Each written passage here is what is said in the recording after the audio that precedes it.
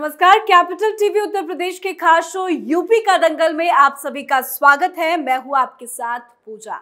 UP का दंगल में हम हर रोज आपके लिए लेकर आते हैं वो दमदार खबर जिसका सीधा संबंध आने वाले चुनावी दंगल से जुड़ा होता है। इस खास शो के जरिए हम हर दिन उत्तर प्रदेश की सियासत में आए नए उतार चढ़ाव की चर्चा करते हैं और इस चर्चा में शामिल होते हैं हमारे साथ कैपिटल टीवी के editor in chief doctor Manish Kumar. Doctor साहब, बहुत बहुत स्वागत करते हैं। धन्यवाद। तो आज यूपी के दंगल में बात करेंगे सीएम योगी के दिल्ली में हुए रोहिंग्या पर एक्शन की। जी हां, अब योगी के बुलडोजर ने दिल्ली में दस्तक दे दी है। योगी सरकार ने दिल्ली के मदनपुर खादर में यूपी सरकार की जमीन पर किए गए अवैध कब्जे पर बुलडोजर चलाकर करीब 150 करोड़ की जमीन कब्जा मुक्त कराई है। जिसने भी सरकारी जमीनों पर किसी भी तरह से कब्जा करने को लेकर अपना ठिकाना बना लिया था, उन पर योगी का बुलडोजर गरज रहा है। साथ ही आज बात करेंगे मुस्लिम पर्सनल अवार्ड के बड़े बयान की। दरअसल एक बयान जारी कर कहा गया कि मुसलमान चुनाव में किसी भी व्यक्ति या पार्टी को वोट देने के लिए स्वतंत्र है। पर डॉक्टर साहब, सबसे पहले चर्चा करते हैं योगी के बुलडोजर की। तो उत्तर प्रदेश से ये बुलडोजर अब दिल्ली में भी एक्शन कर रहा है सर। देखिए, ये जो इलाका है ये यमुना के किनारे है और उस पर भी बहुत सारा विवाद है कि वो बेसिकली वो एरिया दिल्ली के पास है या उत्तर प्रदेश का, लेकिन फिलहाल वो उत्तर प्रदेश के पास है। यमुना के बिल्कुल किनारे है और पिछले 5-10 सालों में वहाँ पे नई नई बस्तियाँ अपने आप वहाँ पे बनने लग गई। ज़्यादातर मुस्लिम बस्तियाँ हैं। अब मालूम चल रहा है कि ये कोई साधारण मुस्लिम बस्तियाँ नहीं हैं। ये तो रोहिंग्याज और बांग्लादेशी लोग वहाँ पे अपना घर बना करके वो बैठ गए। अब सवाल यहाँ पे एक बड़ा दूसरा उठ रहा है कि भाई ये एक्शन अचानक से योगी सरकार ने लिया क्यों?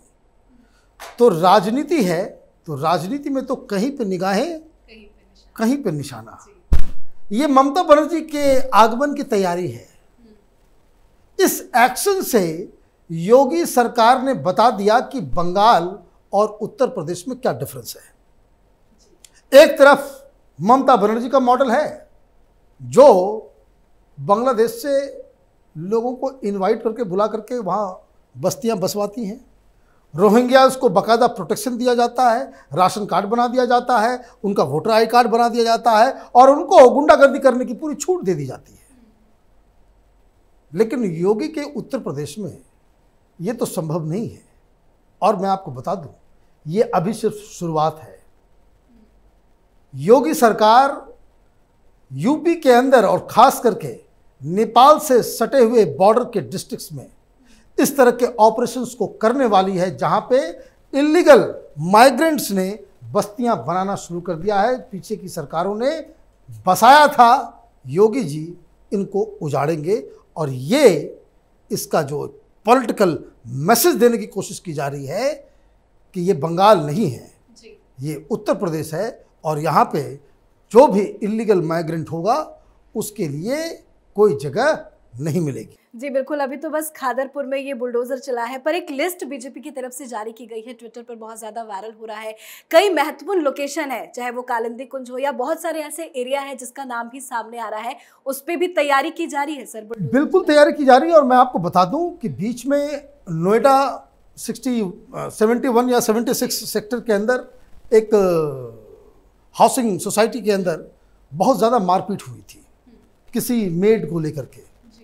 बाद में जब उसकी तहकीकात हम लोगों ने की थी तो मालूम चला वो जो भीड़ जो पूरे हाउसिंग सोसाइटी के ऊपर, इसको कह सकते हैं कि दंगा इन लोगों ने फैला दिया था, वो सब के सब रोहिंग्यास थे।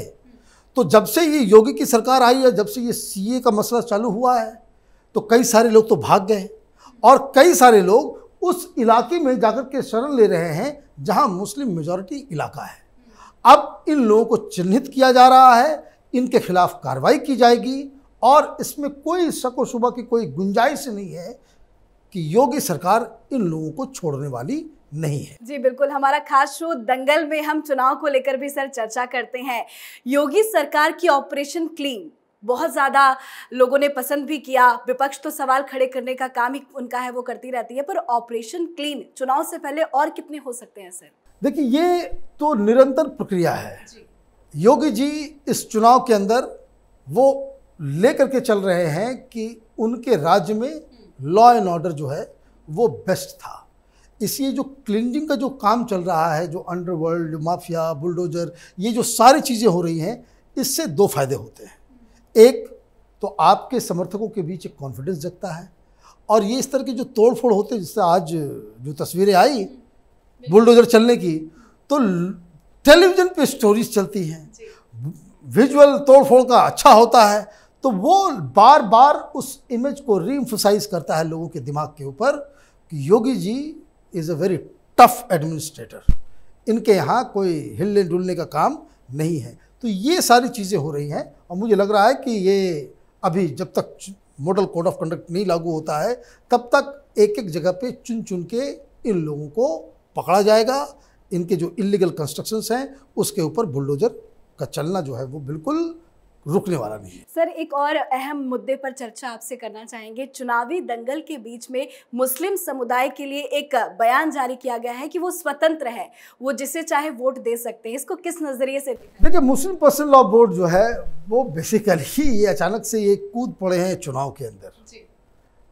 इनको कन्फ्यूजन है कि इनके ऐलान से मुसलमान जो है उनके हिसाब से वोट करेंगे। ये होता नहीं है, कहीं नहीं होता है।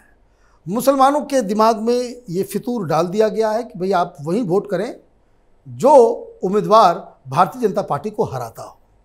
लेकिन खबर मुस्लिम पर्सनल लॉ बोर्ड की नहीं है कि मुस्लिम पर्सनल लॉ बोर्ड ने कहा कि हमारे लिए सारी पार्टियां बराबर हैं, सारे लोगों ने मुसलमानों के साथ धोखा दिया है, इसलिए मुसलमान फ्री हैं कि वो किसी को भी वोट करें, अपने विचार से वोट करें, अपने चॉइस से वोट करें। ये हवाबाजी है।